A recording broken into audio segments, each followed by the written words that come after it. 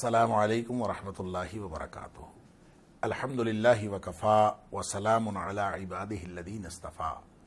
اشہد ان لا الہ الا اللہ وحدہ لا شریک لہ واشہد ان محمدا عبدہ ورسولہ صلی اللہ علیہ وآلہ وسلم۔ اللہم صلی علی محمد وعلی آل محمد کما صلیت علی ابراہیم وعلی آل ابراہیم انک حمید مجید۔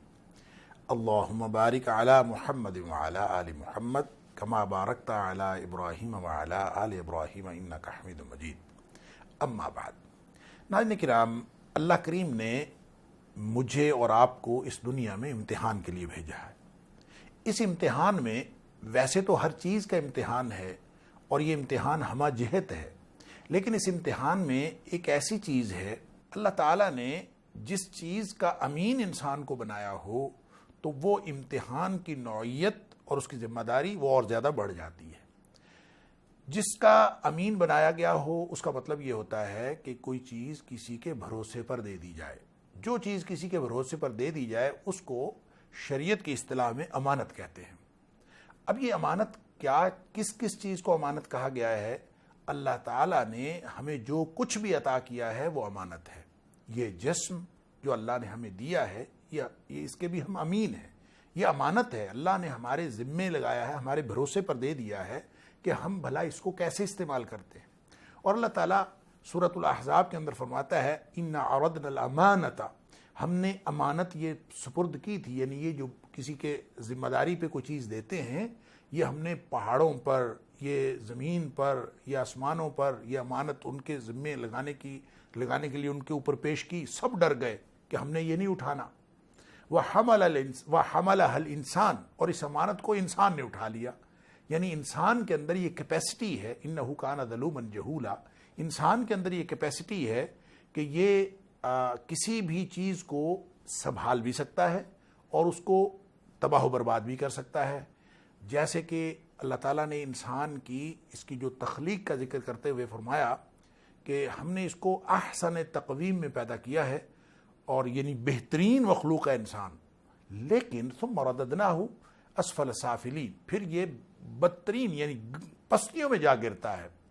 تو اس کا مطلب یہ ہے کہ جہاں پستیوں میں گرنے کی اس کے اندر ایک ٹینڈنسی موجود ہے، وہی ٹینڈنسی بہت اوپر عروج پر لے کے جانے کے لیے بھی اس کے اندر موجود ہے۔ کہ فرمایا کہ ہم نے اس کا جو نفس وما سواہا، انسان کی جو نفس کی نوعیت بنائی ہے، فَأَلْهَمَهَا فُجُورَهَا وَتَقْوَاهَا، اس کے اندر دونوں کیپیسٹیز رکھی ہوئی ہیں، ایک کیپیسٹی متقی بننے کی اور ایک کیپیسٹی فاسق و فاجر بننے کی، دونوں اس کے اندر موجود ہے۔ اب کوئی شخص ان دونوں کیپیسٹیز کو، دونوں صلاحیتوں کو کس طرح استعمال کرتا ہے، یہ ہے وہ امانت جو بنیادی طور پر ہمارے ذمہ لگائی گئی ہے۔ اور ہر شخص جو بھی اللہ نے امانت دی ہے اس کے بارے میں اس کو قیامت والے دن پوچھا جائے گا۔ جیسے فرمایا کہ کلکم راع وکلکم مسئول عن رعیتہ، نبی پاک صلی اللہ علیہ وسلم کا فرمان ہے تم میں سے ہر شخص جو ہے وہ نگہبان ہے، کچھ نہ کچھ اس کے راجدہانی ہے، اس کی رعیت ہے جس کا نگہبان اس کو بنایا گیا ہے، اور قیامت والے دن اس سے پوچھا جائے گا، وہ مسئول عن رعیتہ، اس کی رعیت کے بارے میں، جو چیز بھی اس کی رعیت میں دی ہے۔ اب دیکھیں یہ جو 5-6 فٹ کی کائنات، یہ جو انسان کا جسم ہے، یہ انسان کی رعیت ہے، یہ اس کے ذمے لگائی گئی ہے، اس کے بارے میں پوچھا جائے گا۔ اگر کوئی گھر کا سربراہ ہے تو پورا گھر اس کے لیے اس کو امانت کے طور پر سپرد کیا گیا ہے۔ اور اسی طرح سے جتنی بھی امانتیں، جتنی بھی صلاحیتیں اللہ تعالیٰ نے عطا فرمائی ہیں، وہ ساری کی ساری کسی نہ کسی طور امانت کے زمرے میں آتی ہیں۔ اور اللہ تعالیٰ قرآن میں فرماتا ہے کہ اللہ تعالیٰ تمہیں حکم دیتا ہے اور اللہ تعالیٰ تمہیں نصیحت کرتا ہے کہ ان تؤدوا الامانات الی اہلھا، کہ تم جب امانتیں سپرد کرنے لگو تو وہ ان لوگوں کے سپرد کیا کرو جو اس کے اہل ہیں، یعنی نااہل لوگوں کے سپرد امانتیں نہ کیا کرو۔ اب ظاہر ہے کہ آپ اگر کسی احمق آدمی کو مال دے دو گے اور کسی بیوقوف کے پاس اس کو مال دے دو گے، وہ تو اس کو ضائع کر لے گا۔ تو اسی طرح سے کوئی بھی چیز آپ جب کسی نااہل آدمی کو دیتے ہیں اس کو ضائع کر لیتا ہے۔ تو کوئی امانت، کوئی بھی چیز جب آپ نے کسی کو دینی تو اہل آدمی کو دینی ہے۔ یہ قرآن اصول بتا رہا ہے، اسلوب بتا رہا ہے کہ تمہیں یہ حکم دیا جا رہا ہے، تمہیں یہ نصیحت کی جا رہی ہے کہ جب بھی آپ نے امانت سپرد کرنی ہے تو کسی اہل آدمی کے سپرد کرنی ہے۔ یوں پتہ یہ چلا کہ ایک تو وہ امانتیں ہیں جو اللہ کریم نے انسانوں کے لیے انسانوں کے سپرد کی ہیں اور اس کا حساب اللہ نے لینا ہے، اور ایک وہ امانتیں ہیں جو انسان ایک دوسرے کے سپرد کرتے ہیں، اس کا حساب بھی اللہ تعالیٰ نے لینا ہے، حساب تو ہر چیز کا ہونا ہے۔ تو امانتیں جو اللہ نے سپرد کی ہیں، ہمیں امین بنایا ہے، اور ہم اپنے جسم کے بھی امین ہیں، ہم اس کو اپنی مرضی سے استعمال نہیں کر سکتے۔ اگر ہم اپنی مرضی سے استعمال کریں گے تو قیامت کے دن جواب دہ ہونا پڑے گا، اسی جسم کے بارے میں ہم سے پوچھا جائے گا، اور اگر ہم غلط بیانی کریں گے، قیامت والے دن جا کے انسان اگر غلط بیانی کرے گا تو اللہ تعالیٰ معاف فرمائے۔ اللہ تعالیٰ فرماتا ہے قرآن حکیم کے اندر کہ الیوم نختم علی افواہہم وتکلمنا ایدیہم وتشہد ارجلہم بما کانوا یکسبون، کہ جب قیامت والے دن پھر انسان جب بہانے بنانے نہیں چھوڑے گا اور غلط بیانی نہیں چھوڑے گا تو اللہ تعالیٰ انسان کے منہ کو سیل کر دے گا۔ الیوم نختم علی افواہہم، اللہ فرماتا ہے کہ ہم ایسے لوگوں کے منہ سیل کر دیں گے، اس کے اوپر مہر لگا دیں گے۔ اللہ اکبر۔ اور فرمایا کہ پھر ان کے ہاتھ اور ان کے پاؤں بولیں گے اور وہ گواہی دیں گے کہ یہ کیا کرتا رہا۔ گویا انسان کے پاس کسی بھی طرح ان چیزوں کو، ان صلاحیتوں کو جو اللہ نے دی ہیں، اپنی مرضی سے استعمال کرنے کا حق نہیں، اختیار نہیں ہے۔ اگر یہ کرے گا تو گویا پھر وہ خیانت کرے گا، وہ بددیانتی کرے گا۔ امانت کے بالکل الٹ جو ہے وہ خیانت ہے۔ جو آدمی امانت کو ضائع کرتا ہے گویا وہ خیانت کرتا ہے، بددیانتی کرتا ہے۔ اور اس کے بارے میں نبی اکرم صلی اللہ علیہ وآلہ وسلم نے یہ بھی فرمایا کہ لا ایمان لمن لا امانت لہ، جو شخص یہ سپرد کی ہوئی چیز کو، امانت کو، اس کی ذمہ داری کو نہیں نبھاتا، اس کے اندر تو ایمان ہی نہیں ہے۔ یہ تو گویا ایمان اور امانت کا آپس میں گہرا تعلق ہے۔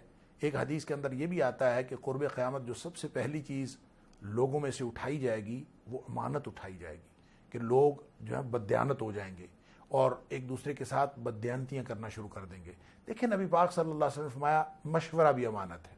کیا مطلب؟ جب آدمی مشورہ کرتا ہے تو وہ دراصل کسی دوسرے پر بھروسہ کرتا ہے، اور اس کے اوپر بھروسہ کر کے وہ بات کر رہا ہوتا ہے۔ تو جب وہ بھروسہ کر کے بات کر رہا ہوتا ہے اور اگر آدمی دوسرا اس کو صحیح مشورہ نہ دے تو اس کا مطلب ہے اس نے امانت میں خیانت کی ہے۔ علی ھذا القیاس، ہر وہ چیز جب آپ کسی کے سپرد کرتے ہیں تو وہ اگر اس کا اہل نہیں ہے تو آپ اس سے مشورہ نہ کریں، اس کو گویا امانت سپرد نہ کریں، اس کو مشورے کا امین نہ بنائیں۔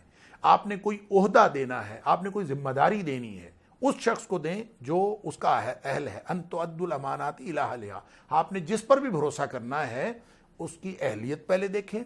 حتیٰ کہ ہم اپنے نمائندے چنتے ہیں تو وہ بھی گویا ہم ان کے سپرد ایک ذمہ داری کرتے ہیں۔ تو جو بھی چیز کسی کے سپرد ایک ذمہ داری کے طور پر کی جائے اور اس پر بھروسہ کیا جائے اس کو ایمانت کہتے ہیں۔ لہٰذا ایک نقطہ نظر یہ ہے کہ یہ جو ہم اپنے نمائندے چننے کے لیے جو کچھ کہتے ہیں وہ بھی امانت کا حصہ ہے۔ نبی اکرم صلی اللہ علیہ وسلم نے ایک بڑی عجیب حدیث ہے ناظرین کرام، بخاری شریف کے اندر موجود ہے کہ نبی پاک صلی اللہ علیہ وسلم کے پاس ایک شخص آیا اور اس نے آ کے پوچھا متی الساعہ یا رسول اللہ صلی اللہ علیہ وسلم، اللہ کے رسول قیامت کب آئے گی؟ نبی پاک صلی اللہ علیہ وسلم کو گفتگو فرما رہے تھے، آپ نے اپنی بات جاری رکھی، اور بعد میں نبی کریم صلی اللہ علیہ وسلم نے پوچھا این السائل، وہ پوچھنے والا کدھر ہے، سوال پوچھنے والا؟ تو چونکہ وہ بدوی تھا، وہ آداب سے واقف نہیں تھا، بدو آدمی تھا، اس نے یہ خیال نہیں کیا کہ نبی پاک صلی اللہ علیہ وسلم گفتگو فرما رہے ہیں تو درمیان میں آ کے سوال نہیں کرتے۔ لیکن بہرحال نبی کریم صلی اللہ علیہ وسلم نے بعد میں اس کو نہ ڈانٹا نہ کچھ، آپ نے پوچھا اب سوال کرو۔ پھر اس نے سوال دہرایا متی الساعہ، نبی پاک صلی اللہ علیہ وسلم نے فرمایا کہ اذا ضیعت الامانہ فانتظر الساعہ، جب امانتیں ضائع ہونے لگیں، یعنی لوگ امانتوں کا خیال نہ رکھیں، امانتیں ضائع ہونے لگیں تو پھر قیامت کا انتظار کرو۔ اذا ضیعت الامانہ، جب امانت ضائع ہونے لگے، فانتظر الساعہ، پھر قیامت کا انتظار کرو۔ وہ پوچھتا ہے کیف اذاعتها یا رسول اللہ صلی اللہ علیہ وسلم، امانتیں ضائع ہونے کا کیا مطلب ہے؟ تو نبی پاک صلی اللہ علیہ وسلم نے بڑی ایک اسپیسیفک قسم کی تشریح فرمائی۔ آپ نے فرمایا اذا وسد الامر الى غیر اہلہ فانتظر الساعہ، امانت ضائع ہونے کا مطلب یہ ہے کہ جو امور ہیں، جو اہم ذمہ داریاں ہیں، وہ نااہل لوگوں کے سپرد کر دی جائیں تو یہ گویا ایسے ہی ہے کہ جیسے اس کے بعد امانتیں ضائع ہو گئیں، نااہل لوگوں کے سپرد آپ نے ذمہ داریاں کر دیں، قرآن کے اس حکم کی خلاف ورزی ہو گئی ان تؤدوا الامانات الی اہلھا، اور ایسی صورت جب آ جائے گی، جب بددیانتیاں ہر طرف ہو جائیں گی تو پھر آپ قیامت کا انتظار کرو۔